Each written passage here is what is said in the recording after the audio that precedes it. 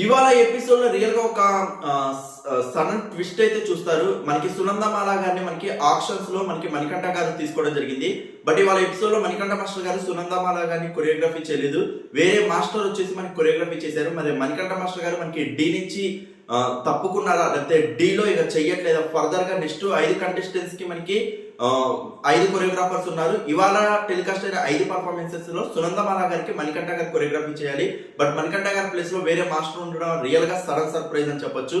మరి మణికంఠ మాస్టర్ గారికి ఏమైంది, మనకి డి స్టేజ్ లో కంటెస్టెంట్ గా చేసి మనకి శ్రీదేవి డ్రామా కంపెనీకి బయట అదర్స్ డాన్స్ ఈవెంట్స్ కి చాలా వాటికి సెలబ్రిటీగా కొరియోగ్రఫీ చేసిన ఎక్స్పీరియన్స్ ఉన్న తనని అన్ఎక్స్పెక్టెడ్ గా ఆక్షన్స్ లో సునందమాల గారిని మనకి మణికంఠ మాస్టర్ గారు తీసుకున్నాక మరి ఏమైంది, మణికంఠ మాస్టర్ గారిని ఎందుకు తీసేశారో రియల్ గా తెలియదు.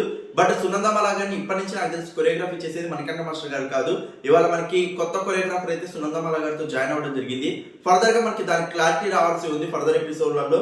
డెఫినెట్లీ వన్స్ మాకు క్లారిటీ వచ్చినాక, అప్డేట్ వచ్చినాక డెఫినెట్లీ మేము ఇస్తాం. బట్ ఇవాళ ఎపిసోడ్ లో మణికంఠ గారి ప్లేస్ లో అదర్ కొరియోగ్రాఫర్ ఇవాళ ప్లేస్ అవడం మీరు క్లియర్ కట్ గా చూస్తారు. 3 జనవరి 2023 ఎపిసోడ్ లో రియల్ గా మిస్ అవుతున్నాం. బట్ డెఫినెట్లీ ఒక బిగ్గెస్ట్ ఆపర్చునిటీ మణికంఠ మాస్టర్ గారికి డి కొరియోగ్రఫీ చేసే అవకాశం.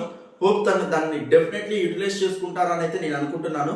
చూద్దాం మరి ఏం జరిగిందా అనేది. మరి మీరు ఎంత వరకు అబ్జర్వ్ చేశారని కింద కమెంట్ సెక్షన్ లో మెన్షన్ చేయండి. ఎవ్రీ కమెంట్ రెస్పాండ్ అవుతూనే ఉంటాను. Thank you so much for your support. Please show like button to comments.